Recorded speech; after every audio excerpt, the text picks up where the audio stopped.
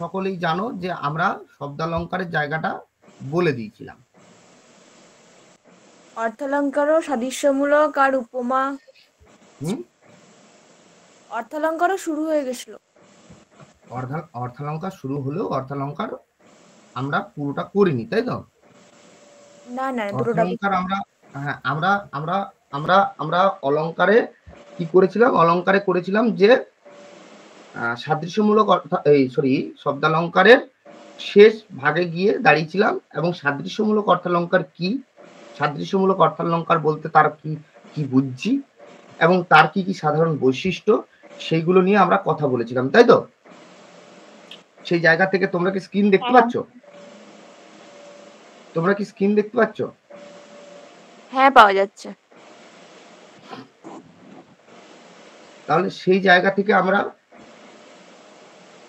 একটা জায়গায় এসে দাঁড়িয়েছিলাম, পুনরুক্ত বধাভাষা শেষ করেছিলাম। তারপরে আমরা এই যমক থেকে আমরা এইগুলো অর্থালঙ্কারে গেছিলাম। অর্থালঙ্কার কি বুঝেছিলাম এবং আমাদের নেটের সিলেবাসে অর্থালঙ্কারে কি কি আছে সেই জায়গাগুলো নিয়েও কথা বলেছিলাম। যে আমাদের নেটে 5 প্রকার অর্থালঙ্কার থাকলেও তার মধ্যে 3 প্রকার অর্থালঙ্কার আমাদের নেটের সিলেবাসে পাঠ্য, সাদৃশ্য, বিরোধ এবং গূঢ়ার্থ প্রতীতি মূলক যে অর্থালঙ্কার, সেই 3টে। সাদৃশ্যের মধ্যে এই উপমা, রূপক, উৎপ্রেক্ষা, অপোন্নতি, ভ্রান্তিমান, সন্দেহ, নিশ্চয়, ব্যতিরেক, সমাসক্তি আর অতিশয়োক্তি, যেখানে এইগুলো ভাগগুলো রয়েছে। আর বিরোধে রয়েছে বিরোধাভাস, বিভাবনা, বিষম, ওই 3টে অলঙ্কার। আর গূঢ়ার্থ প্রতীতি, অপ্রস্তুত প্রশংসা, ব্যজস্তুতি আর স্বভাবোক্তি, এই 3 প্রকার অলঙ্কার। এই মোট 3টে মূল অলঙ্কারের প্রকার থেকে এই ভাগগুলো আমাদের নেটে আছে। আগের দিন আমরা যেটা দেখেছিলাম যে প্রশ্নে, আগের ক্লাসে হয়তো মেবি, অলঙ্কার থেকে কি ধরনের প্রশ্ন আসে। অলঙ্কার থেকে মূলত প্রশ্নগুলোর ভিতগুলো হচ্ছে যে, ধরে নাও একটা বৈশিষ্ট্যমূলক প্রশ্ন থাকে। ধরো 4টে স্টেটমেন্ট দিলে বৈশিষ্ট্য দিতে পারে। যে ধরো উপমেয়কে সম্পূর্ণ অস্বীকার করে অপোন্নতি অলঙ্কার, এরকম একটা স্টেটমেন্টমূলক কোশ্চেন থাকতে পারে।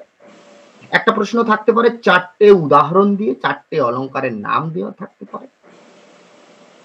একটা প্রশ্ন থাকতে পারে শুদ্ধ অশুদ্ধ। আর একটা প্রশ্ন থাকতে পারে যুক্তি মন্তব্য। এই মূলত 4টে প্যাটার্ন অলঙ্কারে। সেই জায়গা থেকে এই 4টে প্যাটার্ন থেকে আমি তোমাদেরকে একটা প্রশ্নের সেট দেখিয়েছিলাম, যেখানে দেখবে 3টে অলঙ্কারের প্রশ্ন এসেছে। 3টে অলঙ্কারের মধ্যে একটা শুদ্ধ শুদ্ধ দিয়েছিল, একটা একটা স্টেটমেন্ট ভিত্তিক কোশ্চেন দিয়েছিল, আর একটা দিয়েছিল সহজ একটা অলঙ্কারের উদাহরণ দিয়ে 4টে অলঙ্কারের নাম দিয়ে দিয়েছিল কোন অলঙ্কার। এই হচ্ছে 3টে অলঙ্কারের প্রশ্ন ছিল আগের বারে। তো 6 নাম্বার সেখান থেকে। তো আমাদেরকে তাহলে সেভাবেই এগোতে হবে। প্রতিটা সাদৃশ্য বা সাধর্ম, এগুলো বৈশিষ্ট্য, সেগুলো দেখতে হবে, জানতে হবে। মূলত সেই অলঙ্কারের সংজ্ঞাটা যদি বিশেষত জানা থাকে, তাহলে তার বৈশিষ্ট্যগুলো কিছুই নয়। অলঙ্কার মানে হচ্ছে বস্তু এবং প্রতিবস্তু নিয়ে কাজ কারবার। এখানে বস্তু এবং প্রতিবস্তু কোনগুলো? বস্তু মানে উপমান, উপমেয়, আর প্রতিবস্তু মানে উপমান। এই দুটো জিনিস, অর্থাৎ যার সঙ্গে তুলনা করা হচ্ছে আর যাকে তুলনা করা হচ্ছে, এই দুটো জিনিস নিয়েই আমাদের অলঙ্কার দাঁড়িয়ে আছে। মূলত এই, এখানে নানা রকম নাম থাকতে পারে, কোথাও বস্তু প্রতিবস্তু, কোথাও উদ্দেশ্য বিদেহ, কোথাও উপমান উপমেয়, ঠিক আছে? এগুলো এগুলো এগুলো এগুলো থাকতে পারে, কোথাও বিষয়, কোথাও বিষয়ী। তবে মদ্দা কথা, একটা কথাই জানতে হবে যে একটা হচ্ছে উপমান, একটা উপমেয়। উপমেয় মানে যাকে তুলনা করা হচ্ছে, আর উপমান মানে যার সঙ্গে তুলনা করা হচ্ছে। আমি যদি উপমেয় হই, যদি আমাকে বলা হয় সন্দীপের মুখটা হাড়ির মতো যদি বলে, তখন এখানে দেখো, এখানে খুব সুন্দর দেখা একটা পূর্ণ উপমার উদাহরণ, যে সন্দীপ এখানে কিন্তু উপমেয় আর উপমান হচ্ছে হাড়ি। সন্দীপের মুখটা হাড়ির মতো, তাহলে এখানে সন্দীপের মুখটা উপমেয়। সন্দীপের মুখ, আর হাড়িটা কি? আমি ভুল বলছি, সন্দীপ আর মুখ, আর এখানে হাড়ি, আর মতটা সাদৃশ্যবাচক। হাড়ি সাধারণ ধর্ম, যার সাথে তুলনা করা হচ্ছে। সেইভাবে দেখতে গেলে মূলত দাঁড়াচ্ছে যে এখানে দুটি বস্তুর ওপর দাঁড়িয়ে আছে আর চারটে অঙ্গের ওপর। চারটে অঙ্গ ওই যে বললাম প্রথম দুটো, আর দ্বিতীয় হচ্ছে যে ধর্ম নিয়ে মানে দুটোর মধ্যে সাদৃশ্যটা যে ধর্ম নিয়ে প্রকাশিত হচ্ছে, হাড়ি হোক, এই যে বলছে রাঙা, মানে ওই যে দুটোর মধ্যে যেটাকে সাদৃশ্য দেখানো হচ্ছে যে শব্দটিকে নিয়ে, সেই শব্দটি সাধারণ ধর্ম, দুজনের ক্ষেত্রেই সেটা প্রযোজ্য হবে। সেটা বস্তু প্রতিবস্তু ভাবের উপমার ক্ষেত্রে আলাদা আলাদা হবে ঠিকই, যখন আমি পড়াবো দেখতে পাবে। হ্যাঁ, বিম্ব প্রতিবিম্বর ক্ষেত্রে আলাদা আলাদা বাক্যে বসবে ঠিকই, আলাদা আলাদা শব্দ নিয়ে, কিন্তু একটা সূক্ষ্ম বৈশিষ্ট্য বা সূক্ষ্ম সাদৃশ্য থাকবে। তবে দুটোকে একটা কথা বলবো, বলো। এই যে উদাহরণটা তুমি দিলে এই মুখটা হাড়ির মতো, কিন্তু এখানে তো উপমেয় আর উপমানের মধ্যে আমি কিছু পার্থক্য খুঁজে পাচ্ছি না। এখানে এখানে এখানে দেখো, সরি, এখানে যদি বলি সন্দীপের মুখটা হাড়ির মতো, ঠিক আছে, এটা হচ্ছে পূর্ণোপমার উদাহরণ না, এটা লুপ্তোপমার উদাহরণ। যেহেতু সন্দীপের মুখ হচ্ছে উপমেয় আর হাড়িটা কি হচ্ছে এখানে সাধারণ ধর্ম, কিন্তু এখানে উপমান, ঠিক আছে, এখানে উপমানটাই লুপ্ত। যদি আমি বলি সেটাই বলতে চাইছি, মানে তুমি একটা বললে সন্দীপেরটা উপমেয় বলেছে আর মুখটা না উপমান না বলেছে। না, মুখ সন্দীপের মুখটা পুরোটাই ধরতে হবে। সন্দীপের মুখটা পুরোটাই ধরতে হবে, ঠিক আছে। আর মত তো সাদৃশ্যবাচক বা তুলনাবাচক বা তুল্যবাচক যা বলবি সেই এ। তো এই গেল সাদৃশ্যবাচকের, বিরোধমূলক সেগুলো পরে আসবো, এগুলো তো বলেছিলাম আগে, গুণার্থ পতিত গুণার্থমূলক, সেই জায়গা থেকে আমি বলেছিলাম। আজকের যেটা পাঠ্য মূলত আমি এই ভিত্তিকে দেখাবো না, আমি স্লাইডে দেখাবো না, স্লাইড হয়তো এ করা হয়নি। উপমা কথাটার অর্থই হচ্ছে তুলনা, একটা বস্তুর সাথে আর একটা বস্তুর তুলনা। রূপক কথাটার অর্থ যেহেতু অভেদ, উপমা মানে মতো, সংশয় থাকতে পারে তার মধ্যে, মতো সদৃশ হতেও পারে, নাও হতে পারে, কিছুটা কবিকল্পনায়। আর রূপক মানে হচ্ছে অভেদ, ওটাই ওটা। উপমাতে কিন্তু সেটা নয়। উপমাতে হচ্ছে দুটো বিজাতীয় বস্তুর মধ্যে, দুটো বিজাতীয় বস্তু মানে উপমেয় এবং উপমান, দুটো বিজাতীয় বস্তুর মধ্যে যখন বৈচিত্র্য মানে কি বলবো, বৈসাদৃশ্য তো থাকবেই, দুটো বিজাতীয় বস্তু, সেই বিজাতীয় মানে আলাদা আলাদা ধর্মের বস্তু, স্বধর্ম নয়, দুটো বিজাতীয় বস্তুর মধ্যে যখন সমজাতীয় সাদৃশ্য দেখানো হয়, তখন এই উপমা অলঙ্কারটা হয়। দুটো আলাদা আলাদা বস্তুর মধ্যে যখন তুলনা টানা হয়, খুব সহজ কথা, এটা বলার কিচ্ছু নেই। একটা উদাহরণ এখানে দেওয়া হয়েছে, দেখ, আনি আসি ছুরি তীক্ষ্ণদীপ্ত প্রভাত রশ্মি। এখানে ছুরি আর প্রভাত রশ্মি এই দুটো উপমেয় এবং উপমান, দেখ লেখাই হয়েছে। প্রভাত রশ্মিটা, এই ছুরিটা কেমন, এর তীক্ষ্ণতা কেমন, প্রভাত রশ্মি মতো, এই সমটা দিয়ে দেখ তুলনা করা হয়েছে, টানা হয়েছে। সম বা মতো, যেন, সদৃশ, এগুলো সবই তুলনাবাচক শব্দ চলে যায়। আর তীক্ষ্ণদীপ্তটা এদের মধ্যে সাধারণ ধর্ম বা সাদৃশ্যবাচক। ছুরিটা কেমন, তীক্ষ্ণদীপ্ত। প্রভাতের রশ্মিটা কেমন, সকালের আলোটা তীক্ষ্ণদীপ্ত। দুটোর মধ্যেই সাদৃশ্যবাচক শব্দ বা সাধারণ ধর্ম। ছুরির সাথে প্রভাত রশ্মির একটা তুলনা টানা হয়েছে, তুলনাটা টানা হয়েছে যে সাধারণ ধর্ম নিয়ে, সেই সাধারণ ধর্মটা হচ্ছে তীক্ষ্ণদীপ্ত।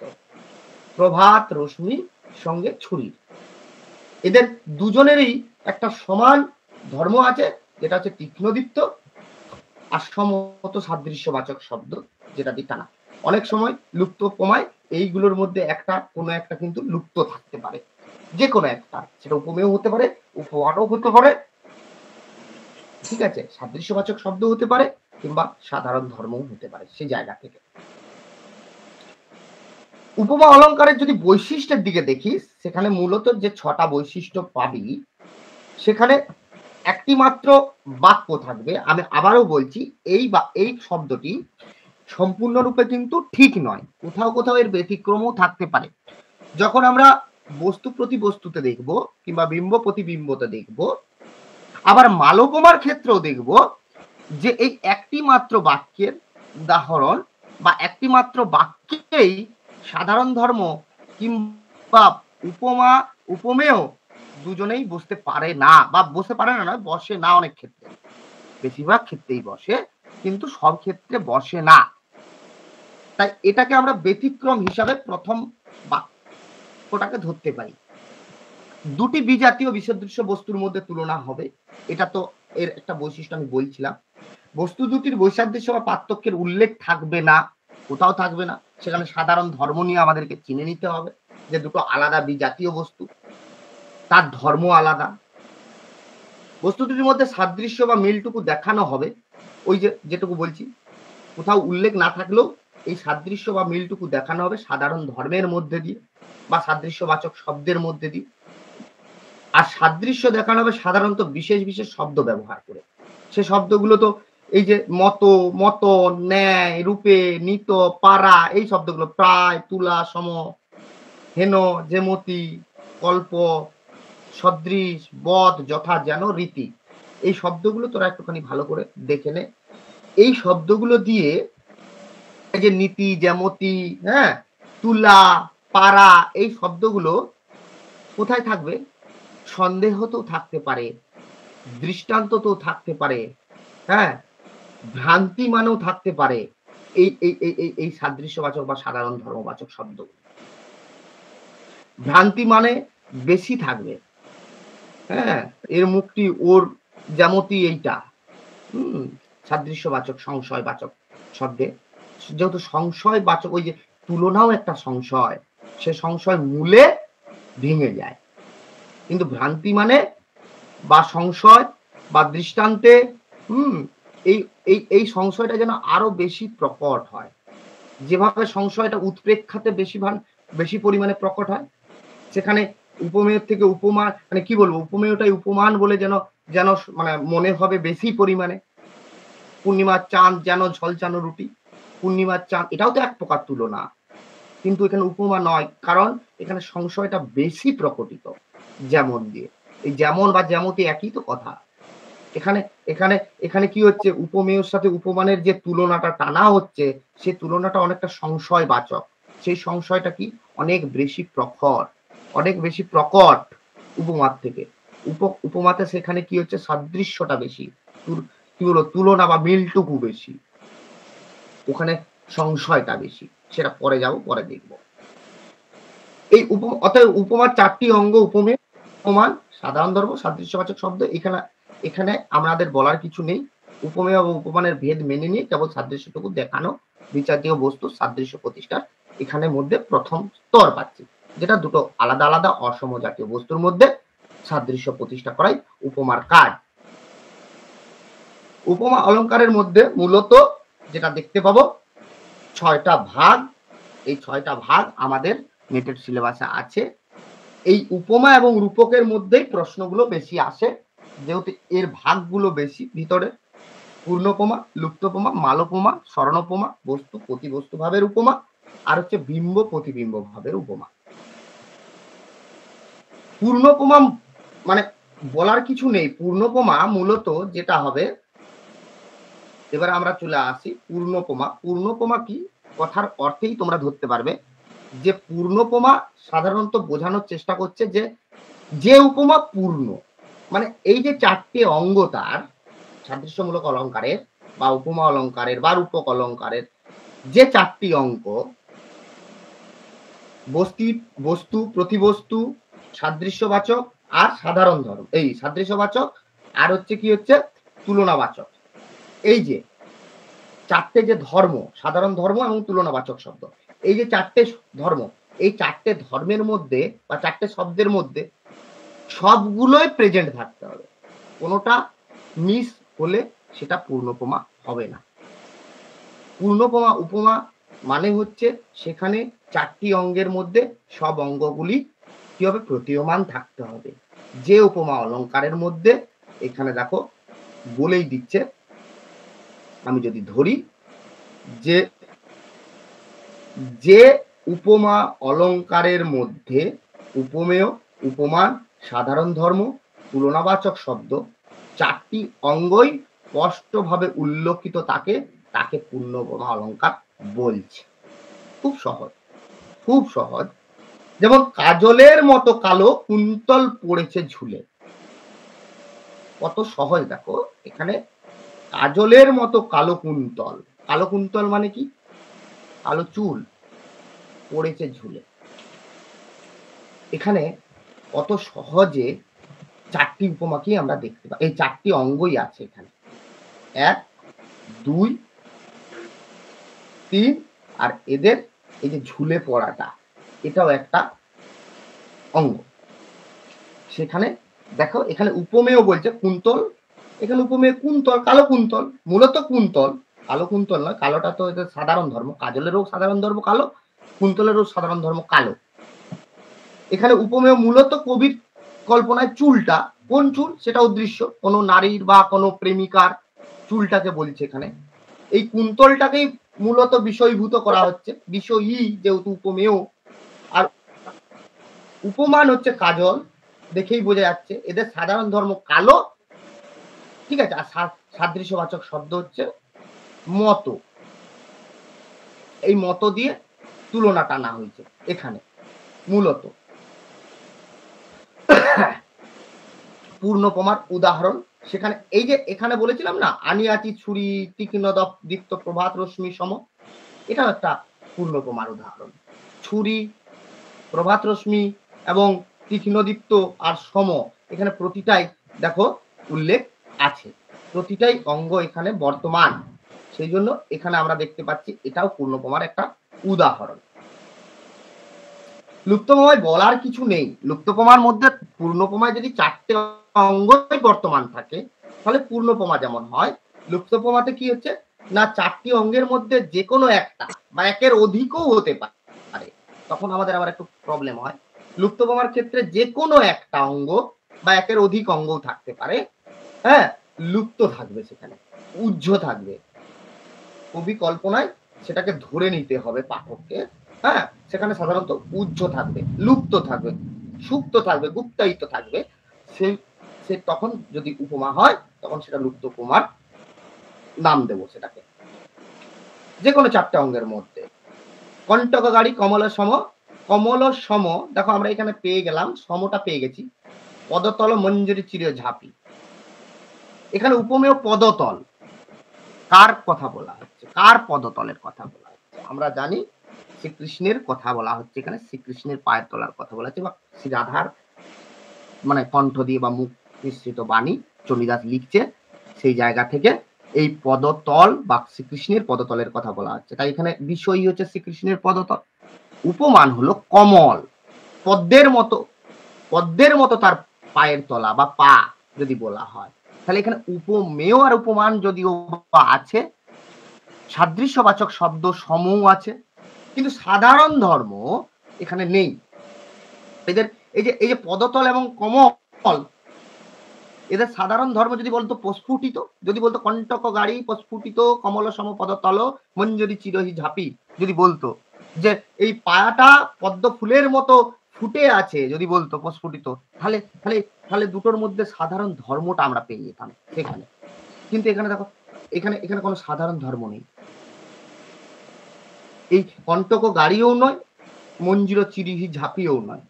এই মঞ্জির চির ঝাঁপি কণ্টক গাড়ি পদ্ম ফুলের সাথেও যায় না, পায়ের সাথেও যায় না, মানে তুলনাই নেই এদের সাথে, তুলনা টানাই হয়নি। যদি বলতো যে পদ্মের প্রস্ফুটিত বা যদি শোভিত বলতো, তাহলেও সেই সাধারণ ধর্ম হতো। খুবই সাধারণ ধর্ম এখানে লুপ্ত রেখেছে।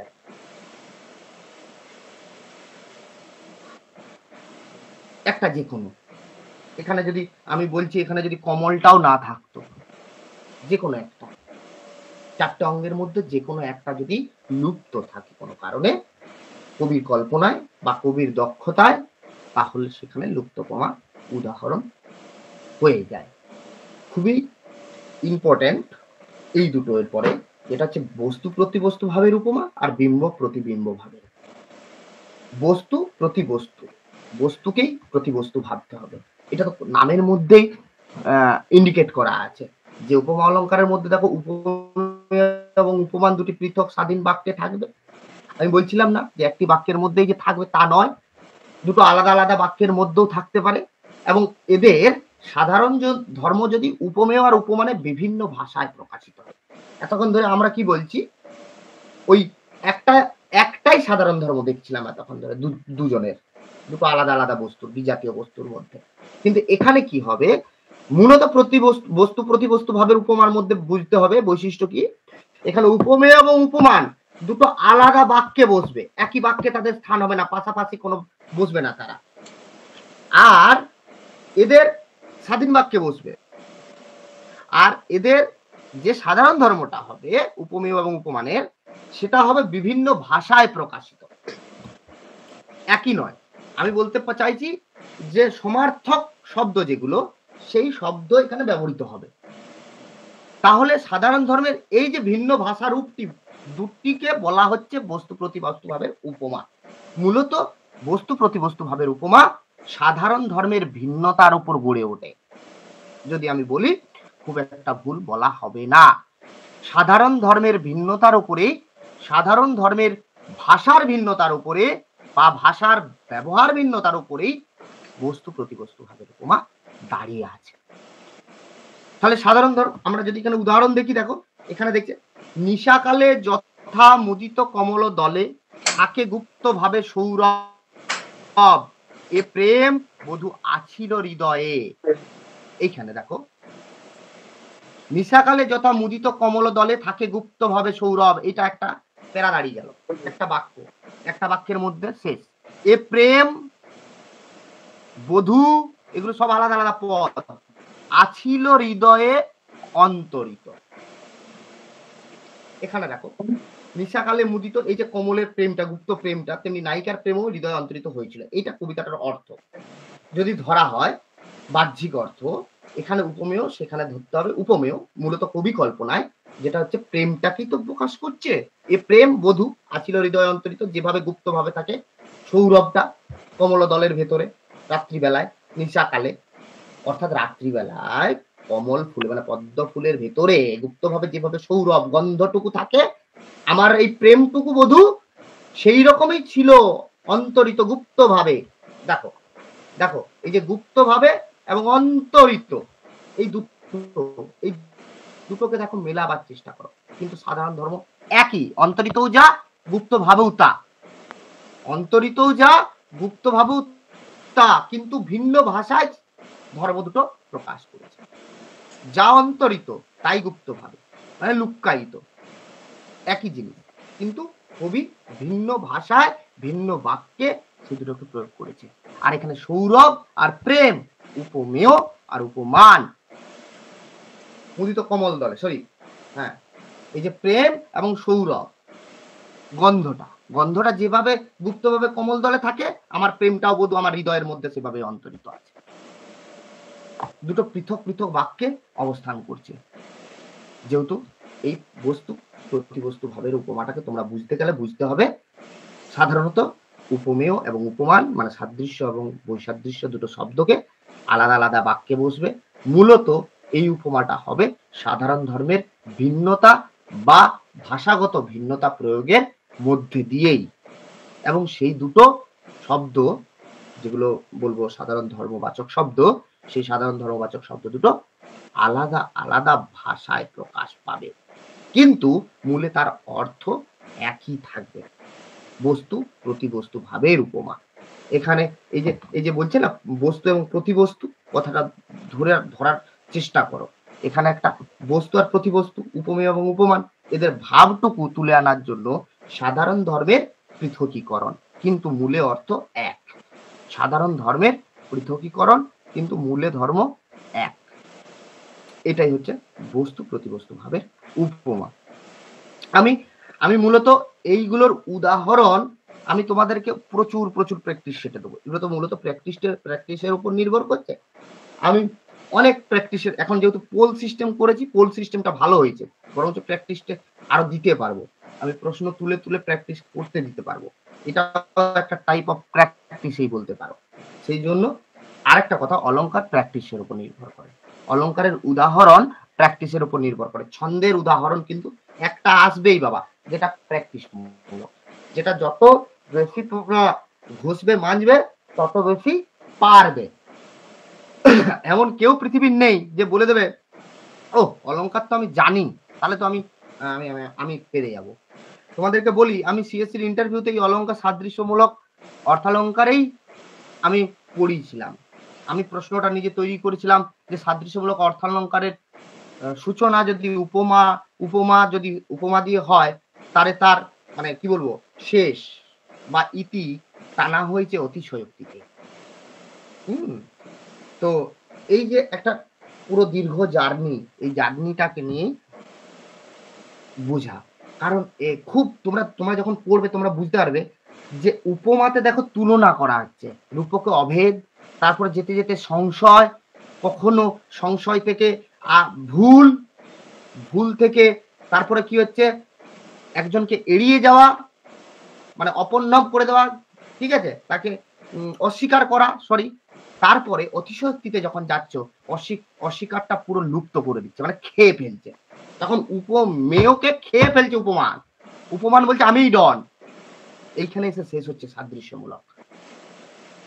উপমা যখন সাদৃশ্য মানে তুলনা, তুলনা, আর অতিশয়োক্তিতে তুলনা নয়, পুরো খেয়ে ফেলবে, উপমানেই খেয়ে ফেলবে উপমেয়কে, বলবে আমি উপমেয়। এই যে পরপর একটার পর একটা স্টেজ, এইভাবে যদি মনে রাখো, কোনো এই নয়, কখনো রূপকে গিয়ে দেখো অভেদ কল্পনা করা হচ্ছে, তখন মনে হচ্ছে যেন উপমেয় আর উপমান দুটোই একই অঙ্গে বাস, তাদের একটা ছাড়া একটাকে মানে ভাবাই যাচ্ছে না, এইরকম অভেদ। যখন উৎপ্রেক্ষায় যাবে, উৎপ্রেক্ষাতে দেখবে মনে হবে যে উপমেয় এবং উপমানের মধ্যে একটা সংশয়, কোনটাকে ধরা যাবে না, এটাই যেন এটা। যখন সমাশক্তিতে যাবে তখন দেখবে একটা অজীব একটা সজীব, এই অজীব উপমেয়র ওপরে অজীব উপমানের ওপরে সজীব উপমেয়র ধর্ম আরোপ করে প্রমাণ করা হবে যে এটাই উপমেয়। যখন ভ্রান্তিতে যাবে তখন মনে হবে যে এইটাই পদ্ম, এই যে যদি বলি পদ্ম ভমে পদতলে আসে অলি দলে দলে, যদি বলি মানে এই যে পাটাকেই পদ্ম ভেবে অলিরা ভুল করে চলে আসছে, এটা একটা দৃঢ় সংশয়, ভুল সংশয়টাকে আরো প্রকট করা হচ্ছে। যখন অপন্নতিটা আসবে, অপন্নব, অর্থাৎ তখন কি করবে, উপমেয়কে অস্বীকার করবে উপমান অস্বীকার করবে উপমেয়কে, যে না ওই উপমেয়টা ঠিক নয়, আমি যেটা বলছি আমার স্থানটাই ঠিক, আমি এখানে প্রধান, আর সেই প্রধানটা অতিশয়োক্তিতে দাঁড়িয়ে যাবে এসে, এতক্ষণ বলছিল এবারে করে দেখাবে অতিশয়োক্তিতে কি করবে, অতিশক্তিতে পুরোপুরি উপমেয়কে গিলে খেয়ে নেবে, গ্রাস করে নেবে উপমান। এই হচ্ছে সাদৃশ্যমূলক অর্থালঙ্কারের একটা দীর্ঘ যাত্রাপথ। এই যাত্রাপথটুকু যদি ধরতে পারো বাবা, তাহলে আর কোনোদিন অলংকার ভুলবে না, অলংকার কোনোদিন ভুলবে না। আমি বলে দিলাম, এই যে এই যাত্রাপথটা যদি ধরতে পারো, আমি সেটা একটা বললে ভালো হয়। হ্যাঁ এটা শেষে বললে না, যে মানে পুরোটা যেটা বললে একটু বললে ভালো হয়, গুলিয়ে গেল কিরকম একটা। গুলিয়ে যাবে তো, না পড়লে না, মানে এটা তো দীর্ঘদিন, এটা একটা প্র্যাকটিসের ব্যাপার এবং পড়াশোনার ব্যাপার। তো তোমরা ধরো অলংকার এগুলো কাকে বলেই জানো না, সেইগুলো যদি হঠাৎ করে তার একটা যাত্রাপথটা আমি সংক্ষেপে বলি, তাহলে তো গুলিয়ে যাবে বাবা। তাই জন্য একবার পড়িয়ে দিই, তারপরে ওইটা শর্ট কি এর মতো আমি লিখে দেবো। শর্ট কি মানে কি, মানে যে কোনটাতে কাকে অস্বীকার করছে, কাকে কি হচ্ছে, প্রধান হচ্ছে, কখন কি হচ্ছে, ভেদ অভেদ, ওইটা করে দিতে হবে একটা। তাহলে তোমরা সাদৃশ্যমূলক অর্থালঙ্কারের স্কোপটা, ধারণাটা তোমাদের পুরো যাত্রাপথের পাবে। আর এটাই দরকার, এটা একটা প্রশ্নও পড়েছিল আগের বার মনে হয়, কে দিয়েছো দেখতে পাবে, যে 4টে অলংকার দিয়েছে এবং 4টের ওই বৈশিষ্ট্যগুলো দিয়েছে। তাহলে এই যাত্রাপথটা যদি না জানো, তাহলে তোমরা ওই বৈশিষ্ট্যগুলো পারবে না।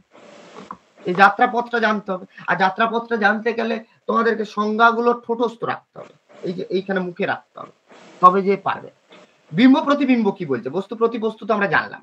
বিম্ব প্রতিবিম্ব বলছে যে উপমা অলঙ্কারে উপমেয়ের ধর্ম এবং উপমানের ধর্ম সম্পূর্ণ বিভিন্ন হবে।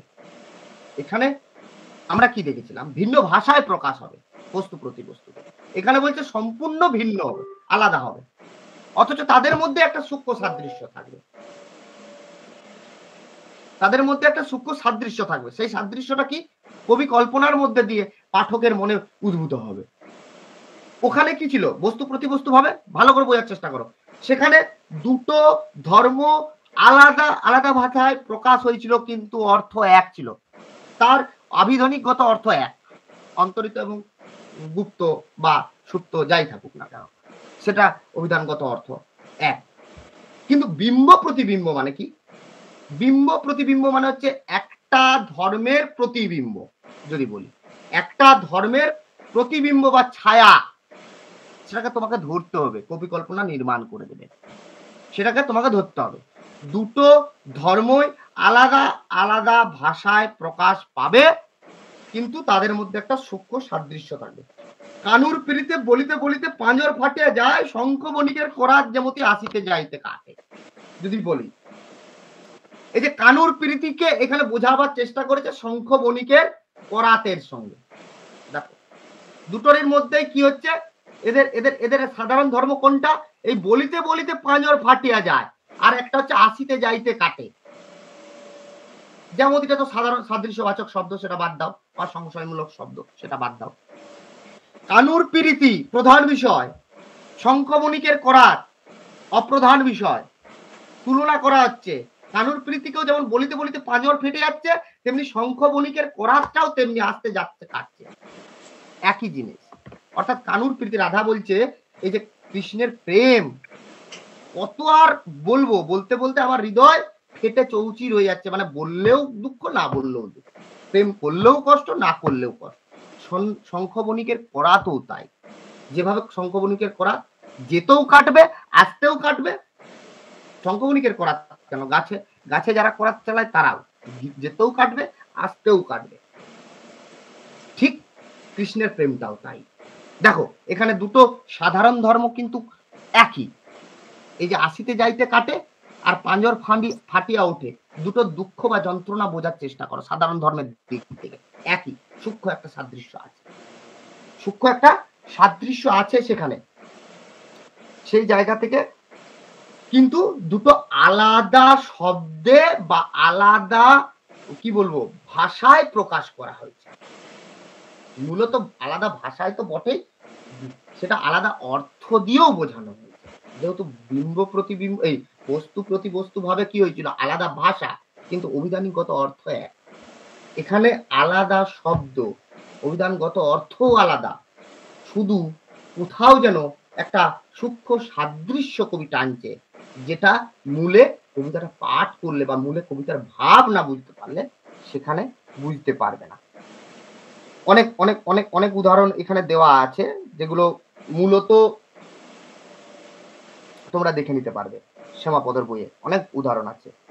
যেমন দিনের শেষে শেষে আলোটি পড়েছে ওই পারে জলের কিনারায়, পথ চলতে বধূ যেমন নয়ন রাঙা করে বাপের ঘরে যায়।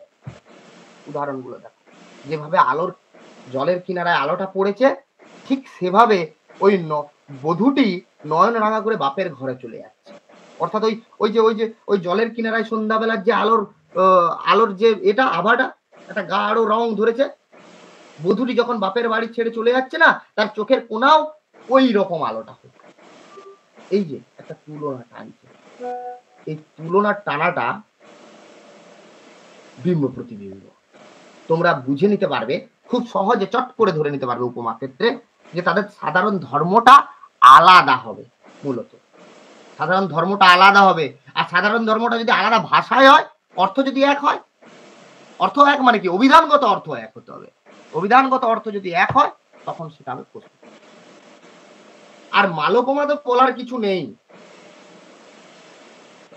যেখানে যেখানে কি হবে না, একটা উপমেয়র বা একটা প্রধান বিষয়ীর, প্রধান বস্তুর একাধিক অপ্রধান উপমান বা বিষয় বা প্রতিবস্তু থাকবে, তাকে মালোপমা বলবে। ওই মালারূপক যখন মালোপমাও সেরকম, একাধিক একাধিক একটির সঙ্গে একাধিক অপ্রধান বস্তুর তুলনা টানা হবে একাধিক। এখানে মলিন বদনা দেবী হায় রে যেমতি, দেখো না খুব সহজ। মলিন বদনা দেবী হায় রে যেমতি, ফণীর তিমির গর্ভে সূর্যকান্ত মণি, কিংবা বিম্বিধরা রমা অম্বুরাশি তলে। এখানে দেখো এই যে মলিন বদনা দেবী, এটা হচ্ছে উপমেয়, দেবীকে বলা হচ্ছে কিভাবে? সূর্যকান্ত মণির সাথে তুলনা করা হচ্ছে, কিংবা কখনো বিম্বিধরার রমার সাথে তুলনা করা হচ্ছে অম্বুরাশি তলে। এখানে মূলত একটি উপমেয়, কিন্তু উপমান এখানে দুটো। এরকম একাধিক থাকতে পারে, একাধিক উপমা থাকতে পারে। যদি বলি চুলতার কবেকার অন্ধকার বিদিশার নিশা,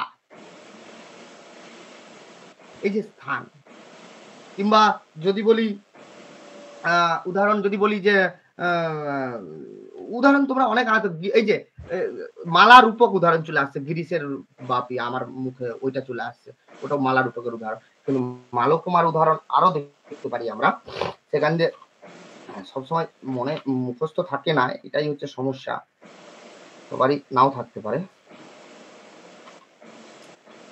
মালরূপকের দেখো উদাহরণ যদি দেওয়া যেতে পারে, তোমরা এখান দিয়ে দেখে দিতেই পারো, যে মেহগনির মঞ্চ জুড়ি ৫০০০ গ্রন্থ, সোনার জলে দাগ পড়ে না, খোলে না কেউ পাতা, আস্বাদিত মধু যেমন জুথি অনাক ঘাটা।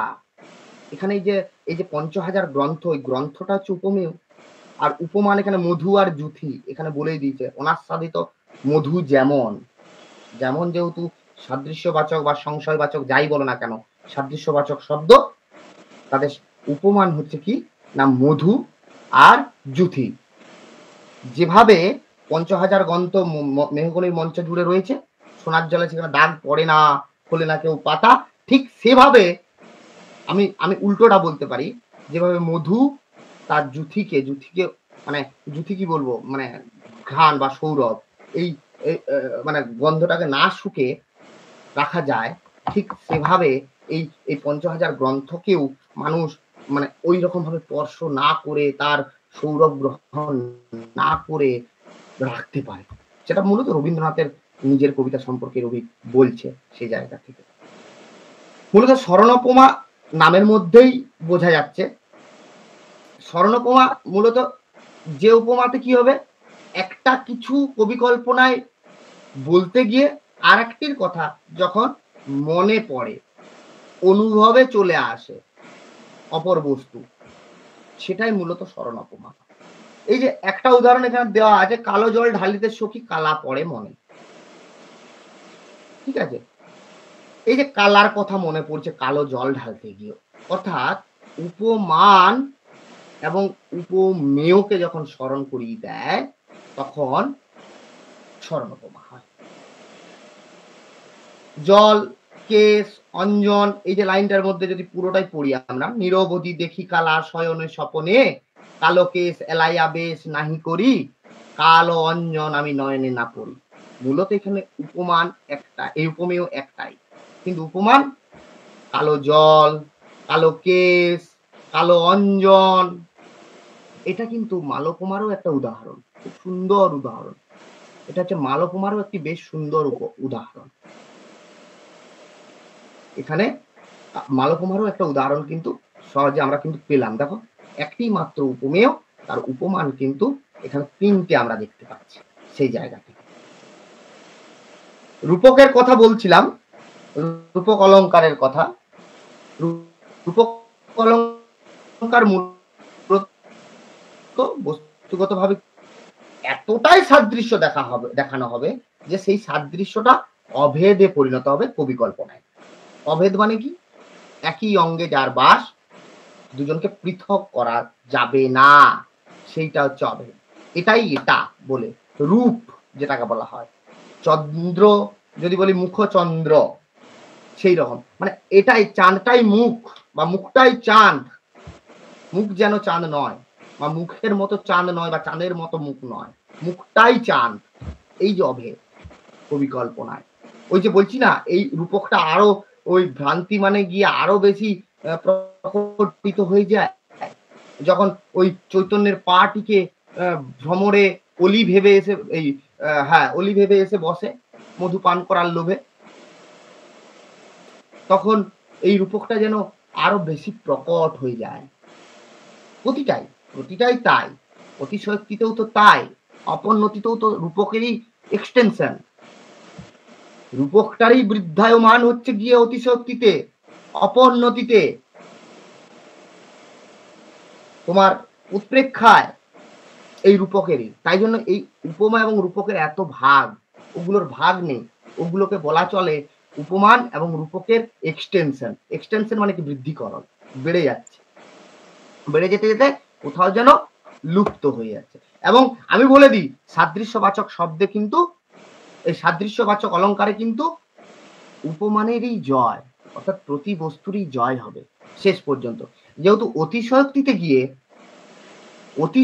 গিয়ে যেহেতু সাদৃশ্যমূলক অর্থালঙ্কার শেষ হচ্ছে, এবং অতিশয়োক্তিতে কি হচ্ছে আমরা দেখতে পাচ্ছি যে উপমান উপমেয়কে গ্রাস করে নিজেই উপমেয় হিসাবে আমাদের সামনে এসে দাঁড়াচ্ছে, সেহেতু উপমানেই কিন্তু জয় হচ্ছে সাদৃশ্যমূলক, অর্থাৎ ওই মুখ নয় মুখোশেই যেন জিতে যাচ্ছে আমাদের সাদৃশ্যমূলক অর্থালঙ্কার। মুখের থেকে মুখোশেই বড় হয়ে উঠছে, মানে এইরকম যদি সাধারণ কথাতে বলতে চাই আমি, মুখ অপেক্ষা মুখোশ বড় হয়ে উঠছে অতিশয়োক্তিতে গিয়ে আমরা দেখতে পাবো। এতটাই সাদৃশ্য বা সাদৃশ্য থেকে অভেদ, অভেদ থেকে অস্বীকার, তারপরে ভ্রান্তি, তারপরে হচ্ছে নিশ্চয়। নিশ্চয় আসছে কেন? নিশ্চয় মানে আরো বেশি প্রকট, এটাই এটা, ভুল হতেই পারে না, এইরকম একটা ব্যাপার, এটাই নিশ্চয়। তারপরে গিয়ে সমাজশক্তিতে দেখো না, সমাজশক্তিতে দেখো একটা অজীব পদার্থের উপরে সজীব ধর্ম আরোপ করে বলছি এটাই এটা। অতিশক্তিতে গিয়ে সেই ভুল ভেঙে পুরোটাই গ্রাস করে নিচ্ছে। রূপকের মধ্যে কি হচ্ছে না, বস্তুগত ভাবে কি হচ্ছে, উপমেয় এবং উপমানের মধ্যে অভেদ কল্পনা করা হচ্ছে, দুটো বিজাতীয় বস্তুর মধ্যে অভেদ কল্পনা করে দেওয়া হচ্ছে। অভেদ মানে যাদের ভেদ নেই, অভেদ আরোপ করা। এই রূপক অলঙ্কারের বিশেষত্ব বা বৈশিষ্ট্য, এই বৈশিষ্ট্যগুলোকে একটু মনে রাখার চেষ্টা করবে। বৈশিষ্ট্যগুলো থেকে প্রশ্ন আছে। উপমান উপমেয়কে গ্রাস না করেও নিজের রূপে রূপায়িত করে। এখানে উপমান সর্বদা উপমেয়কে গ্রাস করার চেষ্টা করবে সাদৃশ্যমূলকে, যেটা অতিশক্তিতে গিয়ে সে করতে পারবে, প্রতিটাতেই গ্রাস করার চেষ্টা করবে। পারেনি, অতিশক্তিতে গিয়ে পেরেছে। তার আগের স্টেপ অপোন্নতিতে গিয়ে অস্বীকার করেছে। তার আগে স্টেপ ভ্রান্তি মানে গিয়ে ভুল ভাবিয়েছে। তার আগে স্টেপ নিশ্চয় গিয়ে ওই যে মনে করি যে এটাই আমি। এবং তার আগে স্টেপ উৎপ্রেক্ষাতে গিয়ে বাচ্যোৎপ্রেক্ষা প্রতীয় মানোৎপ্রেক্ষা দুটোর মধ্যে সংশয় চেষ্টা করেছে যে না, ভুল ভাবছো তোমরা, আমি উপমান, আমি উপমেয়, উপমানকে গ্রাস করা পারেনি, তবু চেষ্টা করেছে। এই চেষ্টাটাই তো পরপর স্টেপ। যেভাবে সাদৃশ্য প্রথম শুরু হয়েছে উপমা অলঙ্কারে, রূপকে কি করছে, গ্রাস করতে পারছে না ঠিকই, কিন্তু দুজনের মধ্যে অভেদ হচ্ছে যে আমি এটা। রূপক অভেদ প্রধান অলঙ্কার, কিন্তু অভেদ সর্বস্ব নয়। আবারও বলছি, অভেদ সর্বস্ব হচ্ছে কোথায়? অতিশয়োক্তি। মনে রাখার চেষ্টা করো, রূপক অভেদ অলঙ্কার, কিন্তু অভেদ গ্রাস তো করতে পারছে না, তাই অভেদ সর্বস্ব নয়। গ্রাস করতে পারছে অতিশয়োক্তি, তাই সে অভেদ সর্বস্ব, কিন্তু রূপক অভেদ সর্বস্ব নয়। রূপক অভেদ প্রধান, ঠিক আছে, রূপক হচ্ছে প্রধান, কিন্তু অভেদ সর্বস্ব নয়। অভেদ সর্বস্ব হচ্ছে ওই শেষে গিয়ে যে অতিশয়োক্তি অলঙ্কারটি পাবো আমরা, সেইখানে অভেদ সর্বস্ব পাবো। রূপকে মূল্য বেশি উপমানের। এই জিনিসগুলো আমরা যখন সমাস করব না, যখন উত্তর পদ এবং পরপদের কোন কারো সমাসে কোনটার বেশি প্রাধান্য, পূর্ব পদে না উত্তর পদে, দ্বিগুতে কোন পদের বেশি, অব্যয়ীভাবে কার বেশি, এইগুলো তেমনি অলঙ্কারের ক্ষেত্রে উপমানকেই প্রাধান্য দিতে হচ্ছে, রূপকেও তাই বেশি। প্রথমত উপমানেই উপমেয়কে আচ্ছন্ন করে রাখছে, তার ফলে আমরা কি করছি, উপমেয়কে উপমান বলে ধরে নিচ্ছি। যখন এটা করছি তখন এই যে উপমানের অনুসারে উপমেয়র ক্রিয়াপদটা হবে। যেহেতু আমি ধরো যদি বলি সন্দীপ, এখানে দেখো যদি বলি জীবন পাখি, জীবন রূপ পাখি, তো জীবন পাখি উড়ে গেল আকাশের কিনারায় যদি বলি জীবন পাখি উড়ে গেল, এই উড়ে যাওয়াটা কার অনুসারী রে? কার ধর্ম বলো? কার ধর্ম? পাখির ধর্ম। উপমানের মানে পাখিটির ধর্ম, জীবনটার ধর্ম নয়। বুঝতে পারলাম? কিন্তু এখানে জীবন এবং পাখি দুটোকে অভেদ কল্পনা করা হচ্ছে, কিন্তু উপমানের অনুসারী ক্রিয়াটা হচ্ছে। দেখো, আমি যদি বলি জীবন পাখি উড়ে যায়, কিংবা যদি বলি জীবন তরি বাইব কত আর, এই বাবাটা কি জীবনের ক্রিয়াপদ? নয় তো। বাবাটা হচ্ছে নদী, এর তো ক্রিয়াপদের ধর্ম নয় জীবনের। বাবাটা হচ্ছে ওই তরিটার ক্রিয়াপদ বা ক্রিয়া ধর্ম। তাই রূপকে মূলত উপমানের ক্রিয়াপদ, মানে উপমেয়র ক্রিয়াপদটা হবে উপমানের অনুসারী সর্বদা, এবং সেটা অভেদ আকারে থাকবে। অভেদ আকারে কার মধ্যে থাকবে? উপমেয় এবং উপমানের মধ্যে। এই যে আমি বোঝাতে চেষ্টা করলাম জীবন তরি কিংবা জীবন পাখি বোঝাবার চেষ্টা করলাম, সেই জায়গা থেকে আশা করছি বোঝাতে পেরেছি যে ক্রিয়াপদটা, এই যে জীবন পাখি উড়ে যাচ্ছে, জীবন পাখি, জীবনের তো ধর্ম উড়ে যাওয়া নয়, ক্রিয়াপদটা হচ্ছে পাখির ধর্ম, উড়ে যাওয়াটা পাখির ধর্ম। কিন্তু জীবন পাখি যখন বলছি তখন দেখো জীবন এবং পাখির অভেদ কল্পনা করা হচ্ছে, ক্রিয়াপদটা হচ্ছে পাখির ধর্ম অনুসারে, আর জীবনকে পাখির সাথে তুলনা করে দিচ্ছে। এটা হচ্ছে রূপকের সাধারণ বিশেষত্ব। সেই জায়গা থেকে রূপকের যদি শ্রেণী বিভাগ দেখো, সেখানে দেখতে পাবে রূপক মূলত 4টি প্রধান ভাগে বিভক্ত। একটা হচ্ছে নিরঙ্গ রূপক, একটা হচ্ছে সাঙ্গ রূপক, একটা পরম্পরিত রূপক, একটা অধিকারুর বৈশিষ্ট্য রূপক। একটা নিরঙ্গ রূপক, সাঙ্গ রূপক সংজ্ঞার মধ্যেই পাবে। নিরঙ্গ মানে যার কোনো অঙ্গের সঙ্গে অঙ্গের মিল থাকবে না, সাঙ্গ মানে স্ব-অঙ্গ রূপক হবে যেখানে। পরম্পরিত রূপক মানে কি পাশাপাশি দুটো বস্তু থাকবে, তাদের অভেদ কল্পনা হবে। অধিকারুর বৈশিষ্ট্য রূপক মানে কি জোরপূর্বক হবে, আমরা যেটুকু জানতে পারছি। অধিকারুর বৈশিষ্ট্য রূপক মানে কি অধিকার পূর্বক, জোরপূর্বক সেখানে অধিকার দেখাবো, সেই বৈশিষ্ট্য থাকবে রূপকটার মধ্যে, তবে যে সেটা অধিকারুর বৈশিষ্ট্য রূপকের আওতায় আসবে। এই যে মূল 4টে, এই নিরঙ্গের মধ্যে আবার কেবল রূপক থাকবে, কেবল নিরঙ্গ রূপক, আর মালা নিরঙ্গ রূপক। কেবল নিরঙ্গ রূপকটা কি নিরঙ্গ রূপকেরই উদাহরণ, আর মালা রূপকটা কি হচ্ছে যেখানে ওই মালোপমার মতো পর পর পর পর অভেদ কল্পনা করা হবে, সেটা মালা রূপকের উদাহরণ, অভেদ কল্পনা করা হবে। সাঙ্গ রূপকের দুটো, সমস্ত বস্তু বিষয়ক সাঙ্গরূপক, এক দেশ বিবর্তিত সাঙ্গরূপক। আমি আবারও বলি, এই এক দেশ বিবর্তিত বা সমস্ত বস্তু বিষয়ক সাঙ্গরূপক এই দুটো কিন্তু আমাদের নেটের সিলেবাসে নেই। নেটের সিলেবাসে নেই বলতে এই দুটো নেটে পড়ার দরকারও নেই, ঠিক আছে? এই দুটো হচ্ছে সংস্কৃত অলঙ্কারের উদাহরণ, যেমন দীপক, প্রতীপ, হ্যাঁ, এইগুলো আছে শুধুমাত্র আমি জানার জন্য এখানে রেখেছি, নইলে আমি রাখতামও না, কিন্তু রাখতে হয়েছে শুধুমাত্র তোমরা, নইলে তোমাদেরকে সম্পূর্ণটা জানানো হবে না। এই দুটো রূপক মূলত সংস্কৃত সাহিত্যে ব্যবহৃত, বাংলা সাহিত্যে নয়। একদেশ বর্তিত বলে আমাদের কোনো আমাদের নেই, যেমন দীপক নেই, প্রতুল নেই, প্রতীপ নেই, হ্যাঁ হ্যাঁ, সেই রকম এই অলঙ্কার দুটো নেই আমাদের। তাহলে রূপক অলঙ্কারের যে যে 5টা ভাগ, মূলত 5টা ভাগই বলবো আমি, নিরঙ্গ, সাঙ্গ, পরম্পরিত, অধিকারুর আর মালা। নিরঙ্গেরই একটি ভাগ মালা, তবু একটু যেহেতু আলাদা সেহেতু এটাকে আলাদাই ধরছি আমি। এই 5টা অলঙ্কারকে বিভিন্ন ভ্যারাইটি মানে কি ভার্সিটাইল ভাগগুলোকে আমাদেরকে একটু দেখতে হবে। নিরঙ্গ মানে তো আমি তো বলতে জানলাম যে অলঙ্কার একটি মাত্রই উপমানের উপর এক বা একাধিক উপমানের আরোপ করা হবে, অভেদ কল্পনা করা হবে, সেখানে নিরঙ্গ। কি বলছে? যে রূপক অলঙ্কারে একটি মাত্র উপমেয়ের উপর এক বা একাধিক উপমানের অভেদ কল্পনা করা হবে, আরোপ, উপমানের বৈশিষ্ট্য মূলত আরোপ করা হবে, নিরঙ্গ রূপক। ফুটায় মনে কি অন্তরে খুশির শতদল, খুশির শতদল, দেখো খুশির শতদল বোঝাতে চাইছে আনন্দ, এখানে উপমেয় খুশি, উপমান শতদল। খুশি কার আমরা যেহেতু জানি না যে খুশিটা কার, কি কারণে, শতদলটা দেখো এখানে কিন্তু প্রকট হচ্ছে। কিছু কিছু ক্ষেত্রে আমি বলছি, কিছু কিছু ক্ষেত্রে অলঙ্কারের ক্ষেত্রেই মূলত ভাবটুকু ধরতে হয়, এবং ভাবটুকু ধরে সেখানে শব্দগুলোকে গুরুত্ব দিতে হয়। সব যদি ডিটেলসে দেই তাহলে আমরা এগোতে পারবো না। আর কেবলে কি হবে, কেবলে হবে যে নিরঙ্গ রূপকের মধ্যে কি হল, অলঙ্কার একটি উপমেয়ের ওপর একটি মাত্রই উপমান। নিরঙ্গতে গাধা অঙ্গ থাকতে পারে, উপমানের কেবলে কিন্তু একটাই, একটা উপমান একটা উপমেয়, কেবল রূপকে অভেদ কল্পনা করা হবে। এই যে তুষানল, আত্মগ্লানির তুষানল আজ তাহাকে আর তেমন করিয়া দগ্ধ করিতেছিল না। আত্মগ্লানির তুষানল, দেখো খুব সহজ।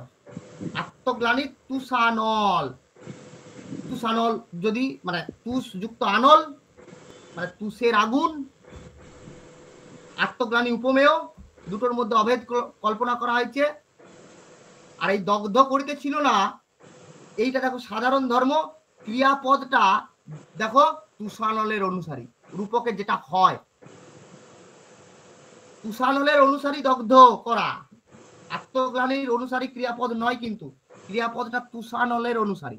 তুমি দেখো তুষানলের অনুসারী হচ্ছে দগ্ধ করা,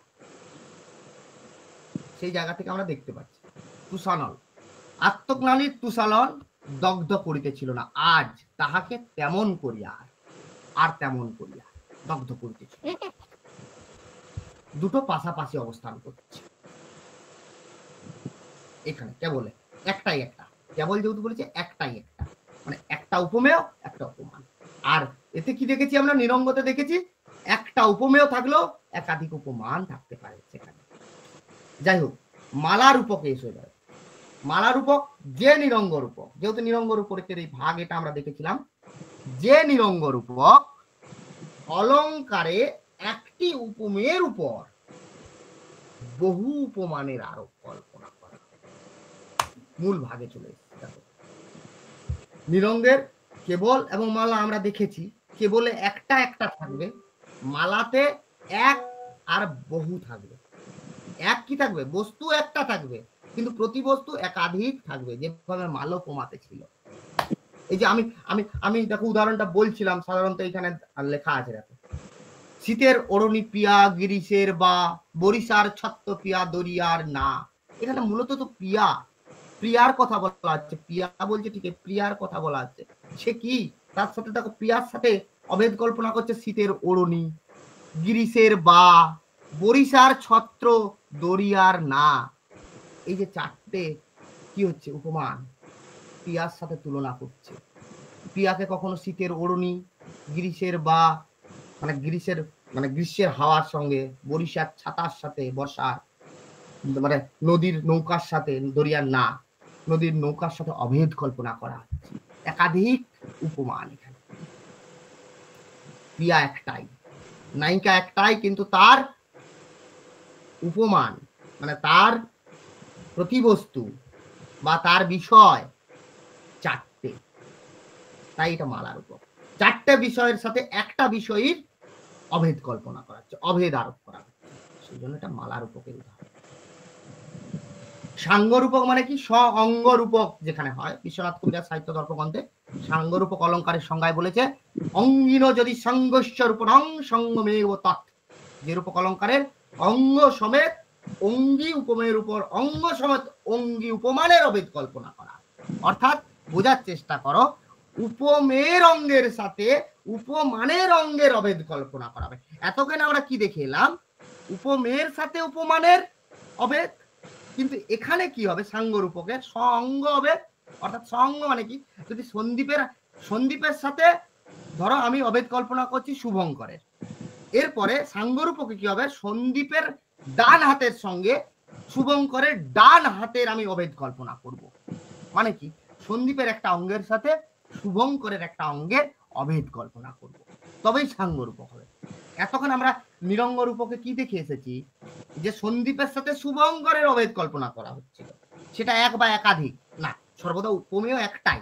সন্দীপ যদি উপমেয় হয়, সেখানে শুভঙ্কর আরো কেউ কেউ জলধর অমুক তসুক নাম দিয়ে থাকতেই পারে, একাধিক উপমান থাকতে পারে, তারা বলতেই পারে আমি সন্দীপ, কিন্তু সন্দীপ একটাই। সাঙ্গরূপকে কি হবে, সন্দীপ শুভঙ্কর থাকবে, কিন্তু সন্দীপ শুভঙ্করের অঙ্গের সাথে অঙ্গের অভেদ হবে। ওই যে আমি বললাম সন্দীপের ডান হাত বা বাঁ হাত, বা সন্দীপের মাথার সাথে শুভঙ্করের মাথার, সন্দীপের চোখের সাথে শুভঙ্করের চোখের তুলনা, এখানে ওই তুলনা নয়, অভেদ কল্পনা করা হবে। এই যে বলছে অলঙ্কার, বোঝার চেষ্টা করে, এইটা পড়লে গুলিয়ে যাবে। কি হবে না, অঙ্গ সমেত অঙ্গী উপমেয়ের উপর অঙ্গ সমেত অঙ্গী উপমানের অভেদ কল্পনা, আমার অঙ্গের সাথে তার অঙ্গের অভেদ কল্পনা। দেখো এখানে বলা হচ্ছে তবেই সাঙ্গরূপক হবে, সঙ্গ অভেদ কল্পনা করা হবে। নন্দের নন্দর চান পতিয়ে রূপের ফান, ব্যাগ ছিল কদম্বের তলে, দিয়ে হাস্য সুদাচার, অঙ্গ ছোটা আঠা তার। খুবই সুন্দর। দেখো দেখো দেখো দেখো, পড়ার চেষ্টা করো। এখানে উপমেয় কি হচ্ছে, নন্দের নন্দন অঙ্গী। এই যে এখানে উপমেয়ের অঙ্গী কোনটা, নন্দের নন্দন, আর তার অঙ্গ কোনটা, রূপ হাস্য অঙ্গ ছোটা। এইগুলো হচ্ছে তার সাধারণ ধর্ম।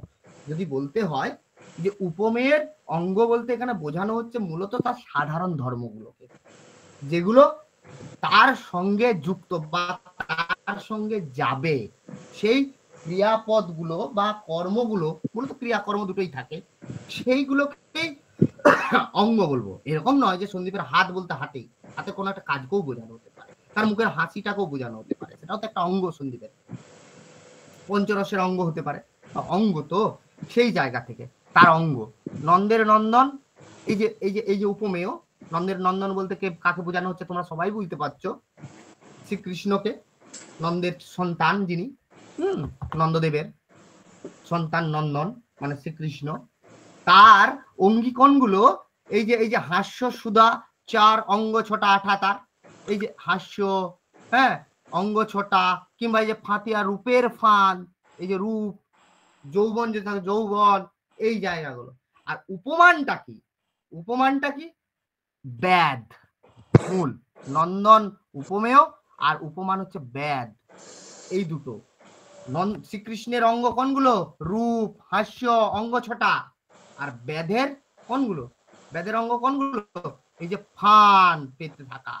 ব্যাধেরাই তো সাধারণত শিকার করার জন্য ফান পেতে থাকে, মাছ ধরার জন্য চার দেওয়া থাকে, কিংবা এই যে অঙ্গের সাথে আঠার একটা অঙ্গ ছোটার সাথে একটা আঠা মানে একটা মোহর টান একটা দেওয়া থাকে, সেই জায়গা থেকে দেখো এগুলো রূপক করে এই অভেদ কল্পনা করা হয়েছে। রূপের সাথে ফাঁদের, যেহেতু নন্দনের সাথে ব্যাধ, এই দুটোকে বাদ দাও, এই দুটোকে ধরারই দরকার নেই আর।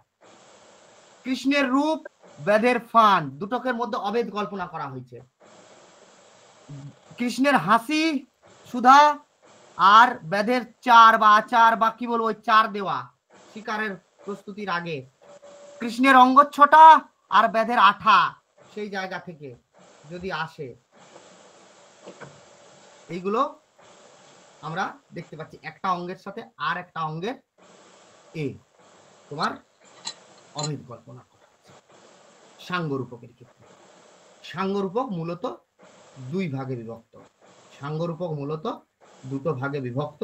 কি কি, একটা হচ্ছে সমস্ত বস্তু বিষয়, এক দেশবর্তী, এই দুটো আমাদের পড়ার দরকার নেই, আমি বলেছিলাম এই দুটো পড়বো না আমরা, সেই জায়গা থেকে আমাদের কোনোই দরকার নেই। আমরা এবারে চলে যাবো, এটা হচ্ছে পরম পরিত রূপকে, পরম পরিত রূপক অলঙ্কারে। পরম পরিত মানে আমি এখানে বিশ্বনাথ কি বলছে দেখো, আগে কবিরাজের সাহিত্য দর্পণ গ্রন্থে বলা হচ্ছে পরম পরিত রূপক অলঙ্কারের সংজ্ঞায়, যত্র কস্যচিদারোপ পরারোপ ন কারণম তৎ পরম্পরিতম, সেটাই পরম্পরিত। যদি একটি উপমেয় উপমানের আরোপ অন্য উপমেয় তার উপমানের আরোপের কারণ হয়, তখন তাকে পরম্পরিত। মানে একটার অভেদের জন্য আর একটা অভেদ যদি হয়, সহজ কথায় বলি, এত জটিল ভাষায় যাব না, উপমেয় এবং উপমানের মধ্যে একটা অভেদ কল্পনা করা হচ্ছে ফার্স্ট, সেই অভেদ কল্পনাটা যদি আর একটা অভেদ কল্পনার কারণ হয়ে দাঁড়ায়, সোজা কথায়, আমি অত জটিল বিষয় বুঝি না বাবা, সোজা কথায় বোঝার চেষ্টা করো, কবি একটি উপমেয়ের সাথে একটি উপমানের অভেদ কল্পনা করছে, সেই অভেদ কল্পনা করতে গিয়ে যদি আর একটি অভেদ কল্পনা করতে হয় বা মূলত কারণ হয়ে দাঁড়ায় অন্য অভেদ কল্পনার, তখন সেইটা হবে পরম্পরিত রূপক অলঙ্কার। শ্যাম শুক পাখি, দেখো শ্যামকে শুক পাখির সাথে অভেদ করছে না। সুন্দর নিরখী, সুন্দরভাবে দেখছি। রায় ধরিল নয়ন ফাঁদে, হৃদয় পিঞ্জরে রাখিল তাহারে, মনহি শিকলে বেঁধে। দেখো শ্যাম নামে সুখ পাখি, দুটো এখানে অভেদ কল্পনা করা হয়েছে।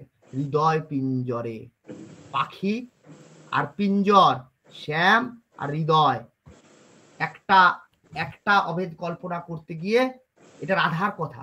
রাধা বলছে নয়ন ফাঁদে শ্যাম সুখ পাখিকে সুন্দরভাবে দেখছে। দেখো নয়ন ফান পাখি দেখছে, মনহি শিকল, একটার সাথে একটার চারটে অভেদ কল্পনা হয়েছে এখানে। দেখো শ্যাম সুখ পাখি, হৃদয় পিঞ্জর, নয়ন ফান, মনহি শিকল, এগুলো কিন্তু সাধারণ ধর্ম। সাধারণ ধর্মের মধ্যে অভেদ, এই যে এইগুলো সাধারণ ধর্মের মধ্যে অভেদ। তাহলে শ্যাম সুখ পাখি নয়ন ফাঁদে করতে গিয়ে আর একটা কারণ দাঁড়িয়েছে হৃদয় পিঞ্জরের সাথে মনহি শিকলের, মানে মনরূপ শিকল যদি বলি, মনরূপ শিকল দিয়ে বেঁধে রাখতে। যেভাবে শ্যাম সুখ পাখিকে নয়ন ফান মানে চোখের চাহুনি দিয়ে রাধা আটকাতে চেয়েছে, ঠিক হৃদয় পিঞ্জরের মধ্যে মন শিকল দিয়েও কৃষ্ণকে সেভাবে বাঁধতে চাইছে, একটার জন্য আরেকটা। এখানে শ্যামকে সুখ পাখি বলে রূপক করায়, নয়নকে ফান, হৃদয়কে পিঞ্জর, মনকে শিকল বলে রূপক করে দিয়েছে। এই করাটার কারণটাই কিন্তু ওই একটার একটা, এখানে অঙ্গাঙ্গী সম্পর্ক নেই। দেখো যেটা আমরা পরে পাবো, কিন্তু এখানে কোনো অঙ্গাঙ্গিক সম্পর্ক নেই, আছে কার্যকারণ সম্পর্ক। ওই যে বললাম একটার কারণ যদি হয়ে যায়, কার্যকারণ আমরা যখন বিরোধাভাসে পাবো না, তখন এই কার্যকারণ সম্পর্কগুলো পাবো। একটার হলে আরেকটা হবে, গুণার্থ প্রতীত গুণার্থমূলক যখন পড়বো তখন আর হবে। ওই যে ও যদি বলি যে ওদের আঙিনায় বৃষ্টি ঝরে আমার হৃদয়ে ফুল ফুটে ওঠে, বৃষ্টি ঝরছে তাদের আঙিনায় আর আমার হৃদয়ে, কার্য এক জায়গা হচ্ছে, কারণ আর এক জায়গায় হচ্ছে। যদি বলি বিনা মেঘে বৃষ্টিপাত যদি বলি, দেখো কারণ ছাড়াই কার্য হচ্ছে। এই যে এগুলো পরবর্তীকালে পাবো, আমরা বিরোধাভাসে পাবো আর গুণার্থ প্রতীত পাবো, সেখানে পাবো। এখানে যেটা বোঝাতে পারার চেষ্টা করছি, কার্য কারণ সম্পর্কের উপর দাঁড়িয়ে আছে, একটা হচ্ছে তাই আরেকটাও হচ্ছে, আর এই হওয়াটাকেই বলছে পরম্পরিত। মূলত এখানে পরম্পরিত মনে রাখতে গেলে মনে রাখতে হবে দুইয়ের অধিক অলংকার থাকবে, এই রূপক থাকবে, অভেদ থাকবে, সেটা উপমেয় উপমানের মধ্যে হবে দুটো, আর দুটো হবে তাদের সাধারণ অঙ্গের মধ্যে। একটার বদলে মানে একটার উপর সাপেক্ষে আর একটা দাঁড়িয়ে থাকবে, একটার সাপেক্ষে আর একটা দাঁড়িয়ে থাকবে, অর্থাৎ একটার কারণে আর একটা দাঁড়িয়ে থাকবে। 1 মিনিট শুধু দাঁড়িয়ে যাও বাবা, আমি একটু জল খাই। মূল জায়গায় অধিকারুর বৈশিষ্ট্য রূপক। অধিকারুর বৈশিষ্ট্য রূপক কি? যে রূপক অলঙ্কারে উপমানে কোনো অসম্ভব ধর্মের কল্পনা করে যদি সেই অসম্ভব ধর্মযুক্ত উপমানটিকে উপমেয়ে আরোপ করা হয়, মানে অভেদ কল্পনা করা হয় উপমেয়ের সঙ্গে। অধিকার দেখি কি হচ্ছে, ওই দেখো জোরপূর্বক, সর্বদা জোরপূর্বক অভেদ কল্পনা করা হবে একটি অসম্ভব ধর্মযুক্ত উপমানকে উপমেয়ের উপর। এখানে বলা আছে দেখো বয়ন শরদ সুধানিধি নিষ্কলঙ্ক। এখানে দেখো যদি ব্যাখ্যাটা দেখো, শ্রীরাধার বয়ন মানে মুখাবয়ব শরৎ চন্দ্র, কিন্তু চন্দ্রে তো কলঙ্ক আছে, রাধার মুখে নেই।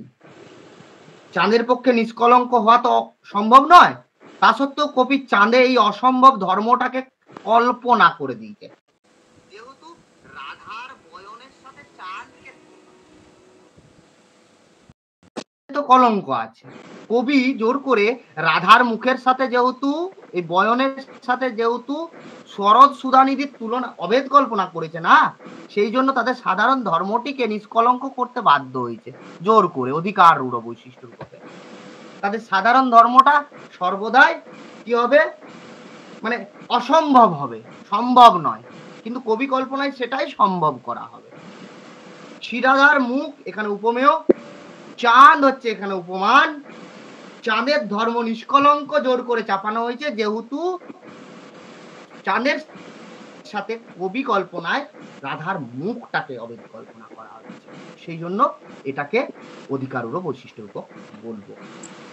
রূপক শেষ, এবার তাড়াতাড়ি হবে, এবারে তাড়াতাড়ি হবে। এবার আমরা আসবো উৎপ্রেক্ষায়, উৎপ্রেক্ষা অলঙ্কারে আসবো এবারে, খুব জলদি হবে। এবার আসবো উৎপ্রেক্ষা অলঙ্কারে।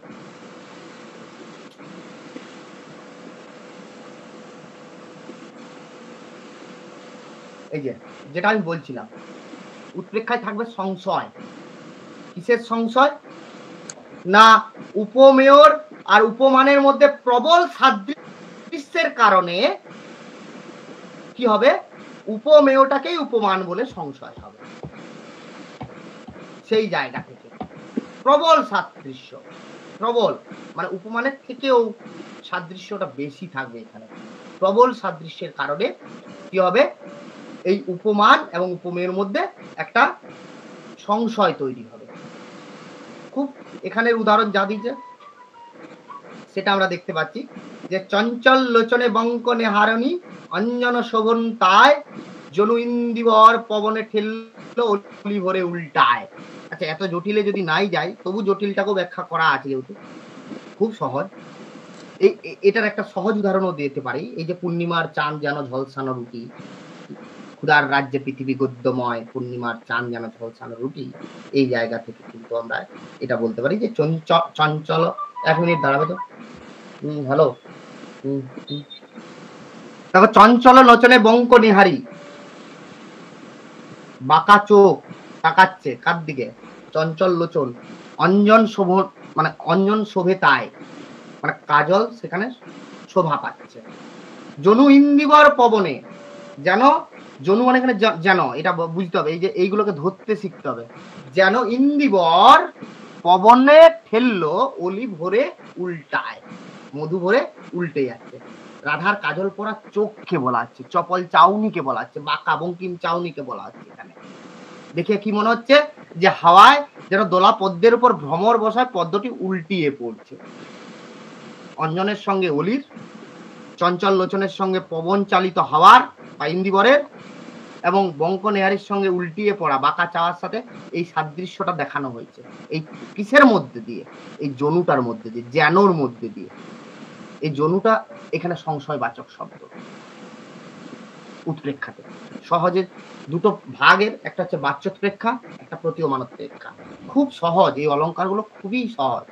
যে উৎপ্রেক্ষা অলঙ্কারের মধ্যে কি এই যে সংশয়বাচক শব্দের উল্লেখ থাকবে, তাই বাচ্যোৎপ্রেক্ষা, যেখানে মানে বলা থাকবে সংশয়বাচক শব্দের কি বলবো উল্লেখ থাকবে। আর যেটা প্রতীয়মানোৎপ্রেক্ষা, যেখানে হচ্ছে উল্লেখ থাকবে না, প্রতিমান করে নিতে হয়, ধরে নিতে হবে, প্রতীয়মান হবে সেখানে ভাবের মধ্যে দিয়ে, কবিকল্পনার মধ্যে দিয়ে। খুব সহজ। বাচ্যোৎপ্রেক্ষার মধ্যে দেখো উদাহরণ, বসিলা যুবতী পদতলে আহা মরি সুবর্ণ দেউটি তুলসীর মূলে যেন জ্বলিল। মানে এই যে যুবতীর পদতলে, মানে যুবতী যে বসাটা, সেটা যেন মনে হচ্ছে কি এই যে সুবর্ণ দেউ তুলসীর মূলে যেন আলো জ্বলছে কবিকল্পনায়। এই যে যুবতীর পদতলে সুবর্ণ দেউটি বসে আছে, যেন মনে হচ্ছে সুবর্ণ দেউটি তুলসীর মঞ্চে আলো জ্বলছে। সংশয় দুটোর মধ্যে, যুবতীর বসাটাকে, পদতলটাকে, পায়ের তলটাকে। বসতি মানে বসা যুবতী, মানে এখানে যুবতী বলতে সীতাকে বোঝানো হচ্ছে। সীতার বসাটা দেখে মনে হচ্ছে তার পায়ের তলে যেন তুলসীর মঞ্চে যেমন আলো জ্বলে ওঠে, এই বসাটাও ঠিক তেমন আকারে। এটার সংশয় আছে, কিন্তু সেই সংশয়টা কিরকম, কি দিয়ে সংশয়টা প্রকাশ করছে? এই যেন শব্দটা দিয়ে সংশয়। তাই এখানে উল্লেখ আছে। দেখো বাচ্যোৎপ্রেক্ষার ক্ষেত্রে, মূলত বাচ্যোৎপ্রেক্ষার ক্ষেত্রে উল্লেখ থাকবে, প্রতীয়মানোৎপ্রেক্ষার ক্ষেত্রে সেটা উল্লেখ থাকবে না। আবারও বলছি, এই যে এখানে যে সংজ্ঞাগুলো দিচ্ছি না, এই সংজ্ঞাগুলো কিন্তু দেখে রাখবে, এগুলো থেকে প্রশ্ন আছে। আমি বলছিলাম না একটা যে স্টেটমেন্ট ভিত্তিক প্রশ্ন, আমি সেই জন্য এই মানে একটুখানি চেষ্টা করেছি ওই তোমার ওই হরিমোহন গঙ্গোপাধ্যায়ের যে বইটি, সেই বইটি থেকে নেওয়ার, যাতে এই সমাপদের বইয়ে এই সংজ্ঞাগুলোর আবার তোলা নেই। তাই আমি এই জায়গাটা থেকে ধরার চেষ্টা করেছি, যে সংজ্ঞাগুলো দেওয়ার চেষ্টা করেছি। এই যে বাচ ও কানাম ইবাদিনং ত্যাগে প্রতীয়মানা অর্থ সামর্থ্য বসয় তা, রসগঙ্গাধর গ্রন্থে বলছে এটি, যে উৎপ্রেক্ষা অলঙ্কারের সম্ভাবনাবাচক বাচক শব্দের উল্লেখ থাকবে না। অত জটিলে যাওয়ার কোনো দরকারই নেই। বাচ্যোৎপ্রেক্ষায় থাকবে, প্রতীয়মানোৎপ্রেক্ষায় থাকবে না, কিন্তু সম্ভাবনার ভাবটি বেশ বোঝা যাবে। আমি বলছিলাম না কবিকল্পনায় কবি কল্পনার মধ্যে দিয়ে এই সম্ভাবনার ভাবটি বা সংশয়ের ভাবটিকে ধরে নিতে হবে। লুটায়ে মেঘ, দেখো না, লুটায়ে মেঘলা খানি ত্যাজি কোটি দেশ যেন মৌন অপমানে, কিংবা লুটায়ে মেঘলা খানি তেজি কোটি দেশ, এইখানে একটা দেখো যেন একটা যেনর ভাব আমাদের মনের মধ্যে আসছে। লুটায়ে মেঘলা খানি ত্যাজি কোটি দেশ যেন মৌন অপমানে, বোঝা গেল? একটা ভাব সেখানের মধ্যে থাকবে। অপোন্নতি, এই প্রতীয়মানত প্রেক্ষার মূলত একটা ভাবের উপর, তোমরা দেখবে যখন ৩-৪টে অলঙ্কারের উদাহরণ দেবে না, তার মধ্যে যখন বলবে যে প্রতীয়মানত প্রেক্ষা কোনটা তুমি ধরতে পারবে। তার কারণ কি, ওই ছোট ছোট বাক্য থাকবে আর তার মধ্যে তুমি পড়তে গেলে একটা সংশয়বাচক শব্দ তোমাকে যোগ করতে হবে তোমার মনের মধ্যে। পরপর দেখো, এটা দেখো, ভাবার চেষ্টা করো প্রতীয়মানত উপমান। আচ্ছা, তারপরে এই নোটটা না হয় আমি দিয়ে দেবো তোমাদের, নাকি? তাহলে পড়ে রাখবে, সুবিধা হবে নাকি? হ্যাঁ হ্যাঁ, তাই করো। ঠিক আছে দাদা। অপন্নতি মানে অপন্নহব। অপন্নহব মানে কি হচ্ছে, ওই অপিনিহিতি যেমন দেখেছিলাম যে অস্বীকার করে একটা আগে বসছে, অপন্নতিও তাই। অপন্নম মানে নিষেধ করা বা অস্বীকার করা। সেখানে যে মানে মূলত যে সাদৃশ্যমূলক অলঙ্কারে কি হচ্ছে, ওই বস্তুকে অস্বীকার করে এই যে প্রকৃতি অপ্রকৃতি বলছি না, এটা ওই উপমেয় উপমান। উপমেয়কে অস্বীকার করে উপমান যখন প্রতিষ্ঠা পাবে, অস্বীকার করবে, এখানে গ্রাস করবে না। অভেদ সর্বস্ব নয় কিন্তু অপন্নতি, আবারও বলছি, ঠিক আছে? এখানে অস্বীকার করবে, না আমি চুরি করিনি, এইরকম একটা ব্যাপার, ঠিক আছে? এই অস্বীকার করাটা অপন্নতি অলঙ্কারের বৈশিষ্ট্য। বিভূতি, এ তো স্পষ্টই জলস্রোতের শব্দ। ধনঞ্জয়, নাচ আরম্ভের প্রথম ডমরুধ্বনি। এই উদাহরণগুলোর থেকে আরো উদাহরণ ভালো আছে, ঠিক আছে? সেই জায়গায় যদি আমি দেখি, তোমাকে বলে দিচ্ছি আরো দু একটা উদাহরণ যদি আমি দেখতে পাই, তোমরা বোঝাবার কিছু নেই। একটা দেখো উপমেয়, এই উপমান, সেখানে উপমেয়কে অস্বীকার করবে, পুরোটাই অস্বীকার করে বলবে আমি কি না, আমি হচ্ছি উপমেয়, মূলত সেই জায়গায় দাঁড়াবে। দেখো উদাহরণ যদি দিই, এ নহে গগন, যদি বলি এ নহে গগন সুনীল সিন্ধু তারার পুঞ্জ নহে ও ফেনার রাশি। দেখো, এটা গগন নহে সুনীল সিন্ধু, তারার পুঞ্জ নহে ফেনার রাশি, বলেই দিচ্ছে ও ফেনার রাশি। তারার পুঞ্জ বলে ভুল করো না, কিন্তু তার প্রকৃত তারার পুঞ্জই, কিন্তু ওটা ফেনার রাশি যদি বলি। হ্যাঁ, কিংবা এখানে ছলনাতেও আসতে পারে, ফিরে আসে রাম নয়নাভিরাম রজনী হাসিছে জ্যোৎস্না ছলে। এই যে রজনী হাসছে, রাত্রি হাসছে জ্যোৎস্নার ছলে, জ্যোৎস্নার ছল মানে হচ্ছে ভেক ধরে, কিংবা বহুরূপী সেজে জ্যোৎস্না। আমাদের এখানে জ্যোৎস্নাটাকে মূলত, এখানে দেখো একটা জিনিস ভাবার চেষ্টা করো, জ্যোৎস্নাটাই মূল প্রকৃত, কিন্তু রজনী তো হাসতে পারে না, কিন্তু আমাদেরকে রজনী হাসছেটাকে এমন ভাবে ঢুকিয়ে দেওয়া হচ্ছে যেন মনে হচ্ছে জ্যোৎস্নাটাই রজনী হাসা, উদাহরণ হিসাবে যদি অভেদ কল্পনা করা হচ্ছে। এতটাই সংশয়, এতটাই অভেদ প্রকট হয়ে উঠছে। এখানে দেখো এই উদাহরণটা যে দেওয়া আছে তোমাদেরকে বুঝতে সুবিধা হবে।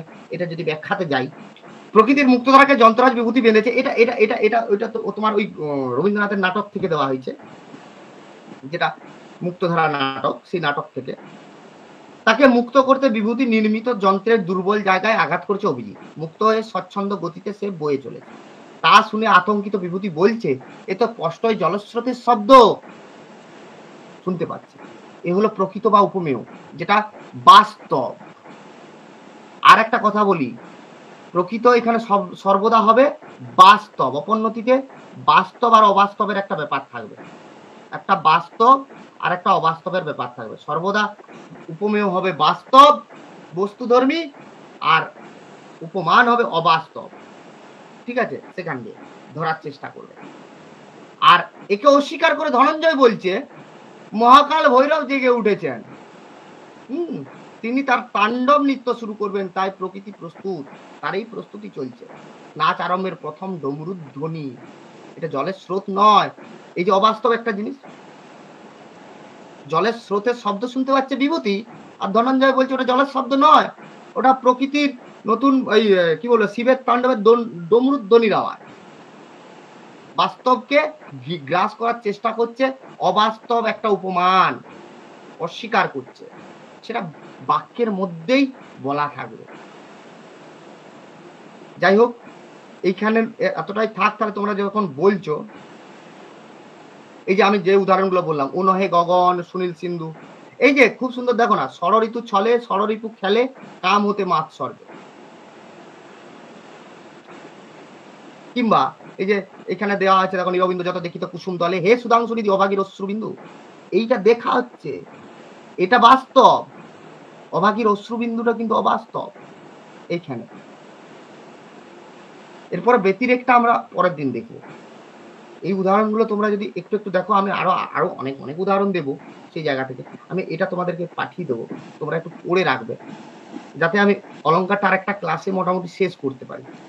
বিরোধাভাস অলঙ্কার বেশি নেই, আর গুণার্থপ্রতীতিমূলক তিনটা 6টা, কিছুই নেই, একদিনে শেষ হবে। তাই আমি চাইছি নেক্সট একটা ক্লাসে অলঙ্কারটা শেষ করতে। তারপরে যেহেতু শেষ যদি করতে পারি, তাহলে প্র্যাকটিসে যেতে পারি, আমরা প্রচুর পরিমাণে প্র্যাকটিসে যেতে পারি। প্র্যাকটিসেই কিন্তু অলঙ্কার চিনবে বাবা।